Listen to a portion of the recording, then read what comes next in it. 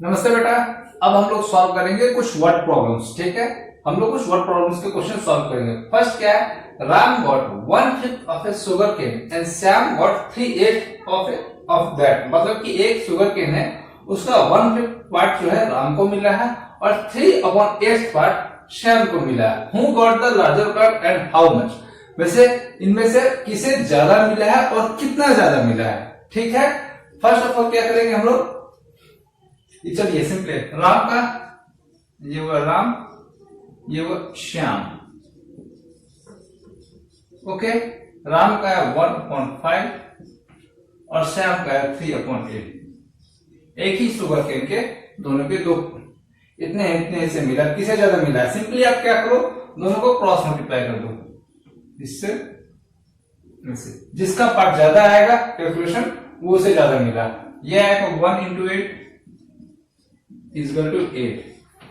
ये हुआ 3 into 5 is equal to 50। Obviously 15 बड़ा है, 8 छोटा है, मतलब कि श्याम को ज्यादा मिला है, राम को कम मिला है।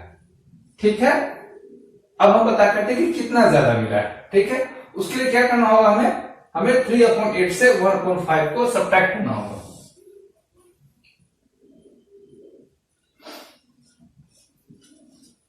-1/5। ये श्याम का पार्ट, ये राम का पार्ट। सबसे पहले इन दोनों का एलसीएम लेंगे। 8 और 5 का एलसीएम लेते हैं यहाँ पर। इसमें बेटा कुछ भी कॉमन नहीं, डायरेक्टली मल्टीप्लाई हो जाएगा। 8 into 5 दैट इज 40। ये आ गया 40। अभी देखो 8 5 जा 40, 5 टाइम्स ऊपर वाला भी 5 टाइम्स 50 माइनस ये 8 जा हुआ, तो ये हुआ ऊपर वाला भी 8 जा, दैट इज 7/40। इतना पार्ट जो है श्याम को ज्यादा मिला है राम से। अब आइए बेटा नेक्स्ट क्वेश्चन पर। वो क्या है, of 4/7 and 5/11 which is greater and how much. मतलब 4/7 और 5/11 में कौन सा बड़ा है और कितना।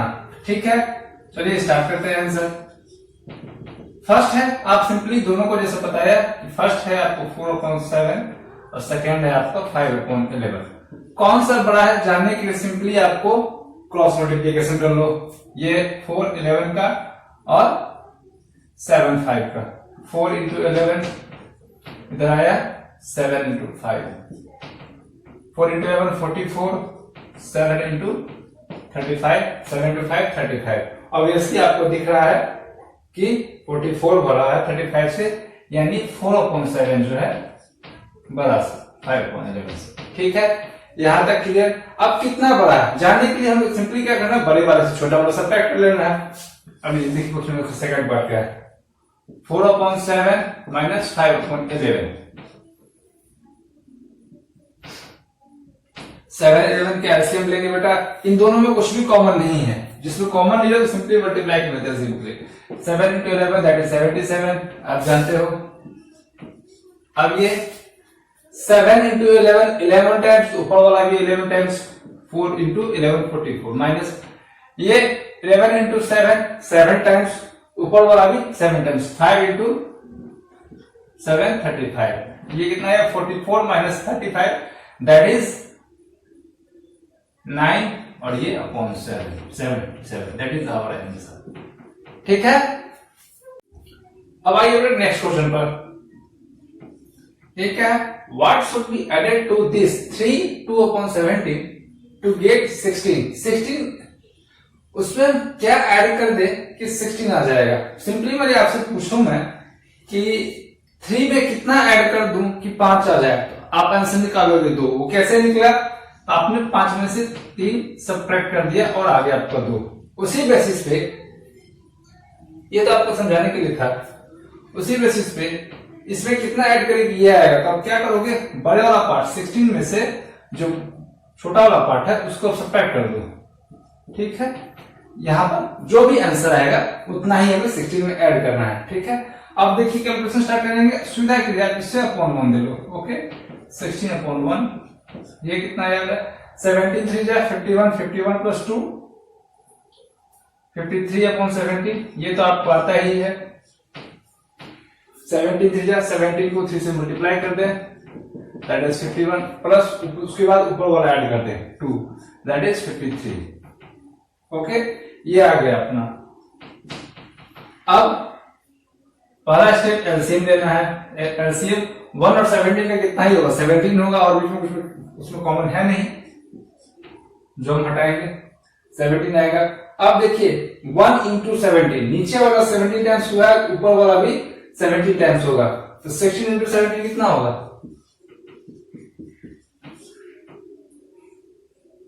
16 टू जा 16 6 जा 102 2 क्या है 17 और 17 दैट इज 272। ठीक है, माइनस 17 1 जा 17, तो ऊपर वाला 53 का 53 रह जाएगा। ओके, अब 272 में 53 सब्ट्रैक्ट कीजिए, ये आएगा 9, ये दैट्स 290 अपॉन 70, ये हमारा आंसर है। इतना हमें ऐड करना है इस नंबर में, ताकि 16 आ जाए। ठीक है, इजी। अब आइए बेटा नेक्स्ट क्वेश्चन पर। ये क्या है, a piece of rope is 2/3 metre long, एक रस्सी का टुकड़ा है, वो इतना लंबा है। It was cut into 2 piece, उसके 2 पीस किए गए। फर्स्ट इज 2/19 मीटर, जो फर्स्ट वाला पार्ट आया वो इतना बड़ा है, फाइंड है दूसरा पार्ट कितना है। अब बेटा मान लो 6 मीटर का कोई रस्सी है, आपने एक काटा, आपने जो छोटा वाला टुकड़ा काटा वो 2 मीटर का है, तो बड़ा वाला कितने का होगा 4 का होगा। आपने कैसे निकाला, पूरा 6 में से 2 घटा दिया, 4 आ गए, यही है ना। इसी बेसिस पे सेम क्वेश्चन करेंगे सॉल्व। ये तो आपको समझाने के लिए था। वो कितना बड़ा है 2/3 मीटर, उसमें से जो पार्ट कटा है, तो छोटा वाला पार्ट कितना है, ये एक पार्ट 2/19। ठीक है, इसी बेसिस पे हमें फाइंड आउट करना है, इसको हम सब्ट्रैक्ट करेंगे तो हमें मिल जाएगा कि दूसरा वाला पार्ट जो है रस्सी का वो कितना बड़ा है। ठीक है, आइए सॉल्व करते हैं। 3 4 जा 12 plus 2 14/3 minus 2/19। Okay, second step.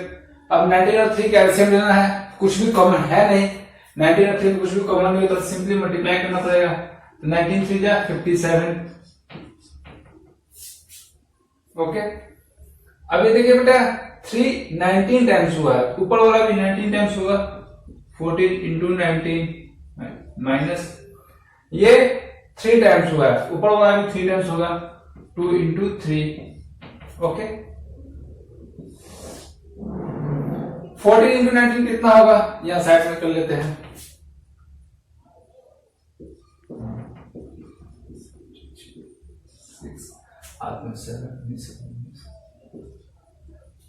That is 266 minus 2 3 जा 6 अपॉन 57। 266 में से 6 क्या कितना आया 260 अपॉन 57। यही हमारा, ये वो पार्ट है, दूसरा पार्ट कट के निकला है। ठीक है, अब आइए बेटा वर्ड प्रॉब्लम के लास्ट सम पे हम आते हैं। Mohan purchased 2/3 kg of potatoes and 4/15 kg brinjal। ठीक है, इतना उसने पोटैटो खरीदा है, इतना उसने ब्रिंजल खरीदा है। Find the total weight. Simply करना है, इतना उसने पोटैटो खरीदा है, इतना ब्रिंजल खरीदा है, सिंपली ऐड निकालना है, सिंपली दोनों को हम ऐड कर देंगे। पोटैटो कितना है, total weight is equal to weight of potato plus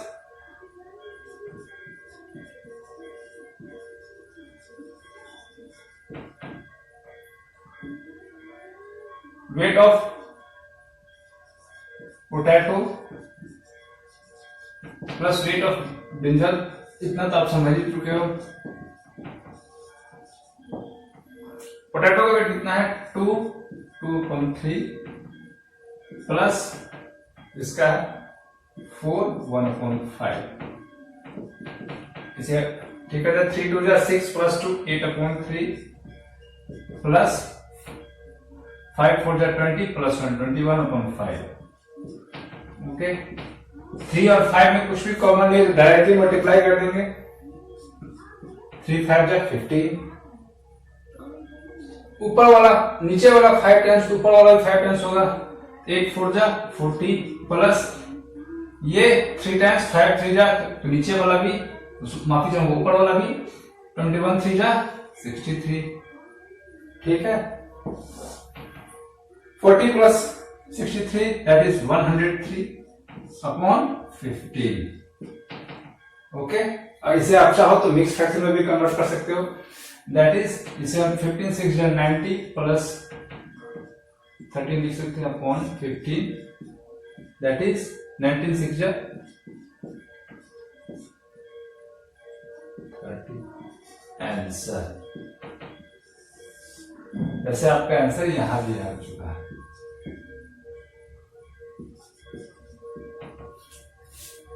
ठीक है थैंक यू